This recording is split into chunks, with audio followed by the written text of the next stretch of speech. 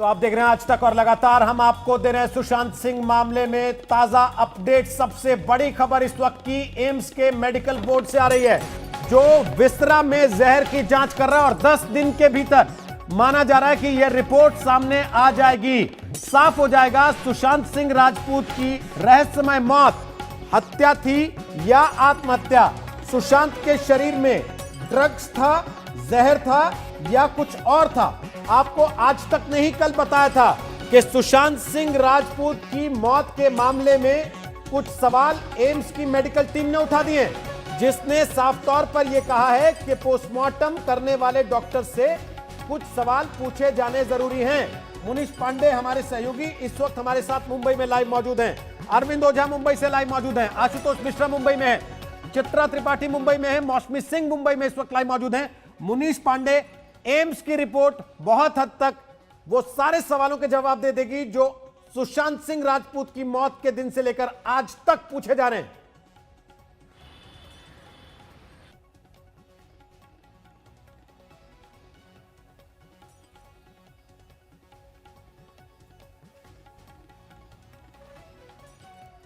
जो इस मामले में आरोपी हैं वो भी बयान गलत दे सकते हैं, लेकिन एक साइंटिफिक एविडेंस ऐसा होता है जो कि कभी झूठ नहीं हो सकता है। और इसीलिए जब शुरुआत में एम्स के डॉक्टर्स ने पोस्टमार्टम रिपोर्ट को खंगालना शुरू किया तो बहुत सारी खामियां मिली। सबसे पहले तो सुशांत की मौत का टाइम नहीं लिखा हुआ था, मौत के वक्त उनकी बॉडी कैसे रिस्पॉन्ड कर रही थी उसके बारे में कोई जानकारी नहीं थी। गले पर जो उनके निशान था, जिसको इंजरी मार्क बोला जा रहा है, उसको लेकर कोई उन्होंने जानकारी मुहैया नहीं कराई थी पोस्टमार्टम रिपोर्ट में।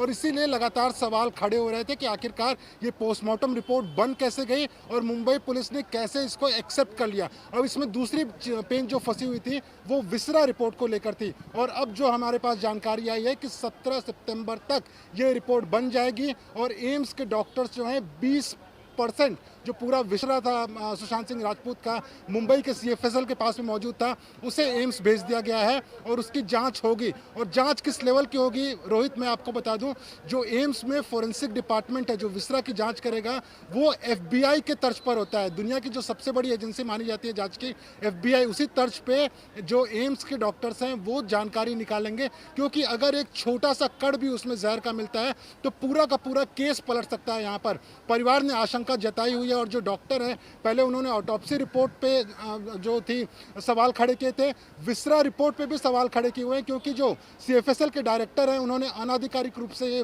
बात ज़रूर कबूली थी कि कहीं ना कहीं जो विस्रा रिपोर्ट था उनके पास में लेट आया था और लेट आने की वजह से जो पॉइजन अगर हो सकता था उसमें तो वो भी डिटेक्ट नहीं हो पाया। लेकिन अब जो एम्स के डॉक्टर्स हैं वो इस पर जांच करेंगे और बहुत मुमकिन है इसमें कि कूपर अस्पताल के डॉक्टर से तो पूछताछ होगी, लेकिन अगर विस्रा रिपोर्ट में कुछ आता है तो ना सिर्फ डॉक्टर्स पर, CFSL पर, बल्कि खुद मुंबई पुलिस पर भी सवाल खड़े हो सकते हैं। जी, मुंबई पुलिस पर पहले से सवाल खड़े हो रहे हैं। नारकोटिक्स कंट्रोल ब्यूरो ने जो व्हाट्सएप चैट रिया के मोबाइल से, शौविक के मोबाइल से निकाल लिए, वो मुंबई पुलिस को क्यों नहीं दिखे?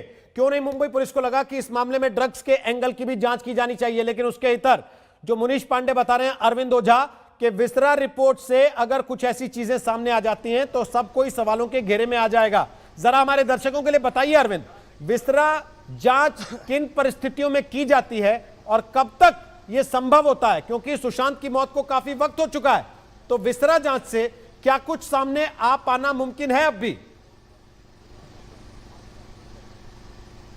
जी देखिए, मैं आपको बताऊं कि अगर किसी भी शख्स की मौत होती है तो अगर पोस्टमार्टम होता है तो विस्रा रिपोर्ट को, पोस्टमार्टम एक अलग चीज होती है, विस्रा को प्रिजर्व कर लिया जाता है, विस्रा को रख लिया जाता है। विस्रा के जरिए ये जो डॉक्टर है वो पता कर पाते हैं कि क्या किसी शख्स की मौत जहर से हुई, क्या खाने में जहर था, इसके अलावा कितनी देर पहले जिसकी मौत हुई, मौत से कितनी देर पहले उसने खाना खाया था, क्या खाया था, किस तरह का पदार्थ खाया था। ये तमाम चीजें विस्रा रिपोर्ट से पता चलती है।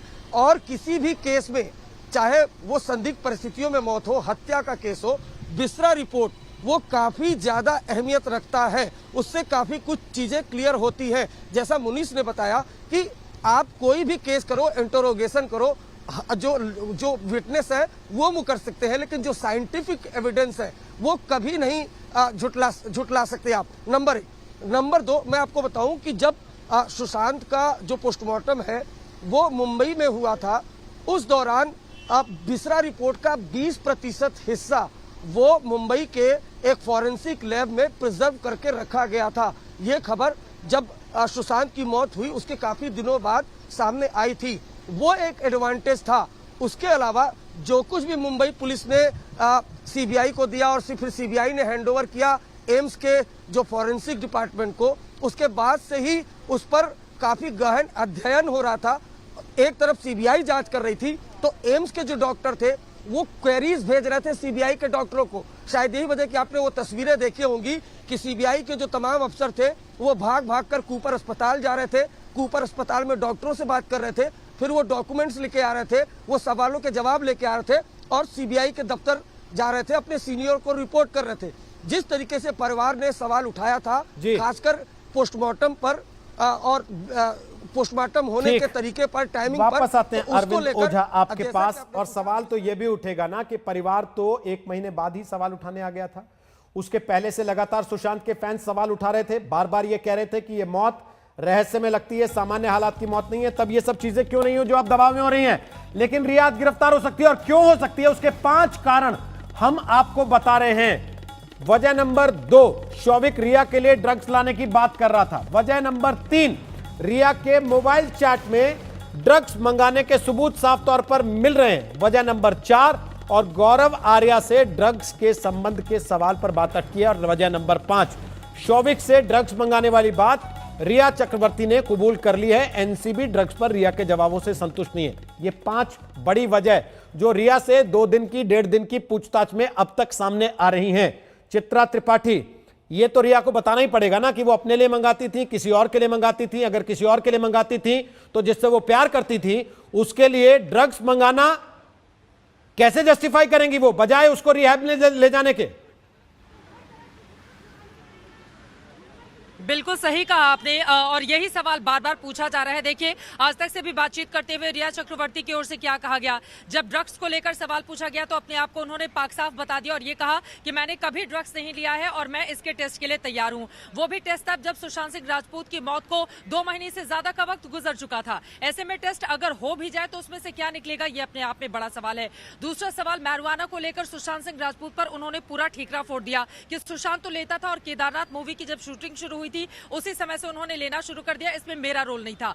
अपने आप को बचाने की पूरी कोशिश रिया चक्रवर्ती की ओर से की गई है और यहां पर आपको बताते चले उनके वकीलों की ओर से बकायदा एक एक लाइन को लेकर रिया चक्रवर्ती को यह बताया जा रहा है कि आपसे जब ये सवाल पूछा जाए या इस तरह का सवाल पूछा जाए तो आपको जवाब क्या देना है। कल भी हम सब ने देखा इस तरह की खबरें सामने आई, जब रिया को ड्रग्स को लेकर सवाल पूछे गए तो उन्होंने साफ इनकार कर दिया, लेकिन इस बात को उन्होंने स्वीकार किया कि हाँ, सुशांत सिंह राजपूत ड्रग्स लेते थे और उसमें कुछ ड्रग्स का नाम भी उनकी ओर से एड ऑन करते हुए यहां पर एनसीबी को जानकारी दी गई। लेकिन सबसे बड़ा सवाल यही है कि परिवार से अलग रखकर आप लगातार ड्रग्स देती थी, आप शौविक चक्रवर्ती के जरिए क्या सुशांत के लिए वो तमाम ड्रग्स मंगाती थी। हालांकि जो व्हाट्सएप चैट अभी देश के सामने है, जो आज तक ने रखा है, सबको बताया है, उसमें कहीं सुशांत के नाम का जिक्र नहीं है, लेकिन माना यही जा रहा है कि वो तमाम चैट सुशांत को ही ड्रग दिए जाने को लेकर मंगवाए जा रहे थे। उसमें पैसों के लेन देन को कि क्या सुशांत का पैसा लगता था या फिर आप पैसा देती थी। बहुत सारे ऐसे सवाल हैं जिनका जवाब लेने की कोशिश की जा रही है, लेकिन सबसे बड़ा सवाल यही, जिस प्यार के तकाजे को बार बार वो देश के सामने रखकर लोगों का मन अपनी ओर करने की कोशिश कर रही हैं, लोगों की भावनाओं को खुद से जोड़ने की कोशिश कर रही हैं, तो उनको इस सवाल का जवाब देना ही होगा कि अगर आप जिसके साथ रहती हैं, जिससे आप फ्यूचर प्लान कर रही हैं, जिससे शादी को लेकर आपने तमाम ख्वाब बुने हुए हैं, वो बीमार है, मानसिक रूप से वो परेशान है, उसकी दवाइयां चल रही हैं, डॉक्टर्स लगातार वो कंसल्ट कर रहा है, वो अपने करियर को लेकर परेशान है, ऐसे में ड्रग्स दिया जाना, आप तो समझदार थी। ठीक, चित्रा, मौसमी कुछ बता रही है, तुरंत मौसमी के पास चलते हैं, एक बार हाथ उठा रही है मौसमी के पास कुछ जानकारी है लगता है। मौसमी बोलिए क्या कह रही हैं आप, उसके बाद अरविंद ओझा और आशुतोष आपके पास आ रहा हूं, बोलिए मौसमी। रोहित, मैं 2 बात करना चाहती हूँ। जैसे जो चित्रा बता रही थी, मैं 2 बात आपको कहना चाहती हूँ। एक तो जो जांच पड़ताल चल रही है उसमें ऐसे संकेत मिल रहे हैं, क्योंकि सवाल तो पूछे गए होंगे एनसीबी द्वारा, पर खुलासे भी रिया ने करे होंगे। ऐसी जानकारी मिल रही है कि रिया ने बड़े नामों के खुलासे भी किए हैं, क्योंकि लगातार ये पूरा जो ड्रग एंगल है, ड्रग कार्टेल है, उसकी तह तक जाने की कोशिश है एनसीबी की। तो ऐसी संभावना बताई जा रही है कि रिया इस पूरे मसले पे कुछ बड़ी हस्तियों वालों के भी नाम ले सकती हैं। और उन्होंने कल जब पड़ताल हुई तो ऐसी कई बड़ी बातें की जिसको लेके एनसीबी भी अब सख्ते में है और लगातार उन एंगल्स पर पड़ताल कर रही है, और ये इससे साबित होता है कि लगातार छापेमारी हो रही है। दूसरी बात मैं कहना चाहूंगी, जिस तरह से जो मेडिकल बोर्ड की बात कर रही है और विसरा की बात हो रही है, ये महत्वपूर्ण रोहित इसलिए हो जाता है, दर्शकों को भी जानना जरूरी है, क्योंकि जो पोस्टमार्टम रिपोर्ट मुंबई पुलिस द्वारा कराई गई थी और जो विसरा रिपोर्ट थी उसमें बोला गया था कि जो पोस्टमार्टम रिपोर्ट है उसमें बोला गया था कोई भी पॉइजनिंग नहीं हुई है, कोई भी केमिकल सब्सटेंस नहीं दिया गया है जिससे कि पॉइजनिंग हुई हो। मौत की वजह बिल्कुल साफ बताई गई थी कि उनकी मौत दम घुटने से हुई है। तो ऐसे में ये और उनके नाखूनों से कोई भी सब्सटेंस नहीं मिला है। तो ये सब चीजों पर अगर एम्स का बोर्ड सवाल खड़े कर रहा है तो तमाम पहलू जो है वो खुल जाते हैं रोहित, और दर्शकों को भी ये जानना जरूरी है कि अगर साक्ष्य जो पोस्टमार्टम रिपोर्ट में उसके आधार पर सुशांत सिंह राजपूत की मौत की वजह बताई जा रही है, तो अब अगर एम्स उस पर ही सवाल या निशान खड़े कर देता है तो ये सवाल है कि आखिर सुशांत की मौत कैसे हुई, इस पर जरूर सीबीआई पड़ताल करेगी। सुशांत की मौत कैसे हुई इस पर भी पड़ताल होगी, और उसके बाद जो दूसरी बड़ी पड़ताल होगी आशुतोष, वो इस पर होगी कि सुशांत की मौत को आत्महत्या का रूप देने की जल्दबाजी क्यों की गई। उसमें पुलिस की लापरवाही थी, पुलिस ने जानबूझकर किया या पुलिस ने दबाव में किया, और दबाव में किया तो किसके दबाव में किया, कौन लोग थे वो जो दबाव डाल रहे थे।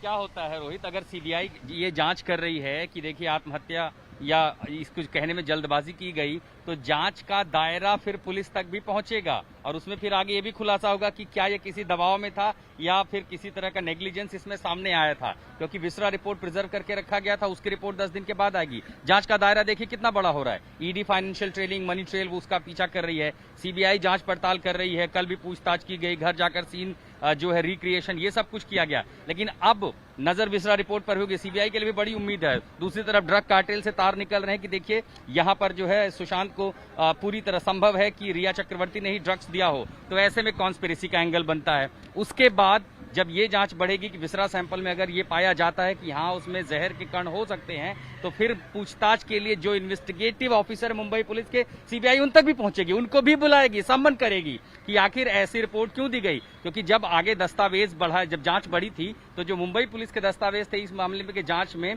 उसको भी सौंपे गए थे, उन दस्तावेजों पर सवाल उठाए जाएंगे, जांच होगी, तब जांच में यह भी खुलासा होगा कि आखिर क्या ये कोई राजनीतिक दबाव था, किसी और तरीके का दबाव था, क्या कुछ, कितने एंगल आखिर इसमें शामिल है।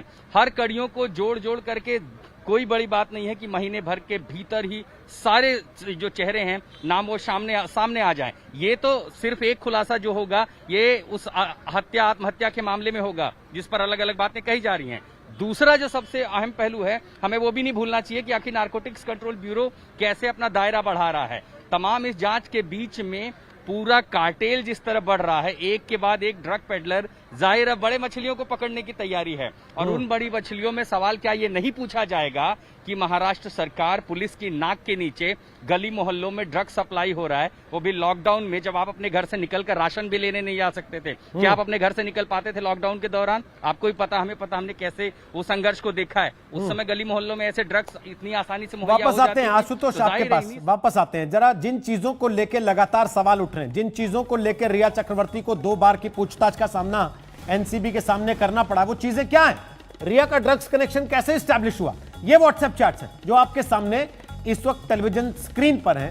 कब कब किस किस से क्या क्या बात रिया चक्रवर्ती ने की और उसमें क्या क्या ड्रग्स के बारे में जिक्र आया। देखिए 2017 में ही वो ड्रग्स के बारे में बात कर रही हैं और खुद लिख रही हैं कि एक बार ही एमडीएमए लिया है। तो अब आज तक के इंटरव्यू में एनसीबी के सामने वो ये कहती हैं कि नहीं मैंने तो कभी ड्रग्स लिया नहीं। तो ये सारी चीजें बार बार इस बात को लेकर सवाल खड़े करती हैं कि उनकी बातें बदल क्यों रही हैं, और अगर उनकी बातें बदल रही हैं, अगर वो अपने ही बयानों से पलट रही हैं, जो बातें पब्लिक डोमेन में कहती रही हैं, जो बातें आज तक के इंटरव्यू पर बोल गई और जो बातें एनसीबी के सामने बोल रही हैं वो अलग अलग होती हैं, अगर उनका भाई कुछ और कहता है वो कुछ और कहती हैं, अगर तो फिर रिया की गिरफ्तारी आज तय समझिए।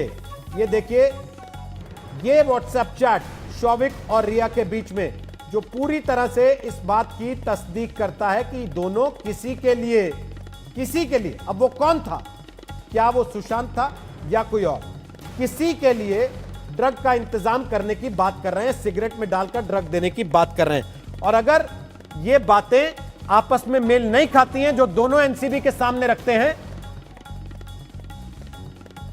तो रिया फंस सकती है, गिरफ्तार की जा सकती है। लेकिन सुशांत के पिता वो बड़ा आरोप लगा रहे हैं, वो कह रहे हैं कि जहर उनके बेटे की मौत की वजह हो सकता है।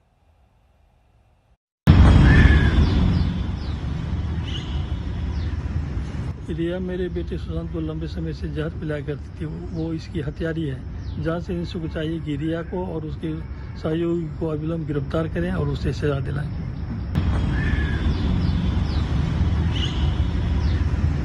रिया मेरे बेटे सुशांत को लंबे समय से जहर पिलाया करती थी, वो इसकी हत्यारी है। जांच एजेंसी को चाहिए कि रिया को और उसके सहयोगी को अविलंब गिरफ्तार करें और उसे सजा दिलाएं। तो सुना आपने, सुशांत के पिता कह रहे हैं रिया मेरे बेटे को जहर दे रही थी। इसी की जांच एम्स की मेडिकल टीम कर रही है। मेडिकल बोर्ड जो ये कह रहा है कि 10 दिन में विसरा की रिपोर्ट आ जाएगी। 17 सितंबर को मेडिकल बोर्ड बैठेगा और उसके पहले जब रिपोर्ट आएगी तो इस बात की तस्दीक होगी कि इस आरोप में कितना दम है। क्या वाकई जहर दिया जा रहा था सुशांत को, चाहे वो धीमा जहर था या फिर उसी समय दिया गया जहर था, यह खुलासा विसरा की रिपोर्ट से हो जाएगा। एनसीबी दफ्तर पर अरविंद ओझा इस समय हमारे साथ मौजूद हैं, जो आपको जानकारी दे रहे थे कि विसरा किस तरीके से किसी भी मामले की जांच में बेहद अहम हो सकता है। लेकिन यह कहना सुशांत के पिता का अरविंद ओझा कि धीमा जहर दिया जा रहा था, लगातार जहर दिया जा रहा था, वो मेरे बेटे की हत्यारी है। क्या विसरा सैंपल की रिपोर्ट इस तरह की चीजों को तस्दीक करने की कुव्वत रखती है? बोलिए, उसके बाद चित्रा के पास चलेंगे।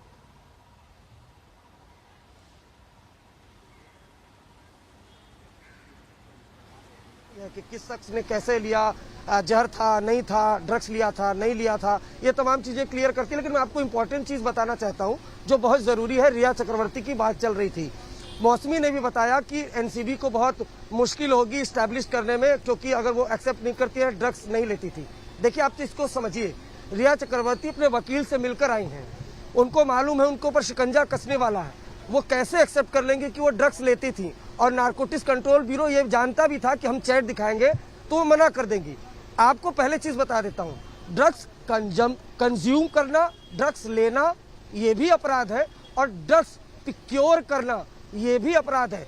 तो आपको बताऊं, अगर रिया चक्रवर्ती, हालांकि बयानों में 3 लोगों की गवाही है कि वो लेती थी, अगर वो इनकार करती हैं, चैट से भी इनकार करती हैं, तो प्रोक्योर अगर कर रही थी तो ये भी कानूनी जुर्म है। और नारकोटिक्स कंट्रोल ब्यूरो प्रोक्योरमेंट को एस्टैब्लिश करेगा वो 3 लोगों के बयानों से। पहला शोभिक चक्रवर्ती, दूसरा दीपेश सावंत, तीसरा सैमुअल मिरांडा। ये एक इम्पोर्टेंट पॉइंट है। दूसरा आपको इम्पोर्टेंट पॉइंट ये सुनिए, आज सुबह हमने एक न्यूज ब्रेक की, अनुज केसवानी नाम का एक शख्स मुंबई से, जिसको नारकोटिक्स कंट्रोल ब्यूरो ने पकड़ा है, वो इसी मामले में गिरफ्तार एक ड्रग पेडलर से ड्रग लेता था।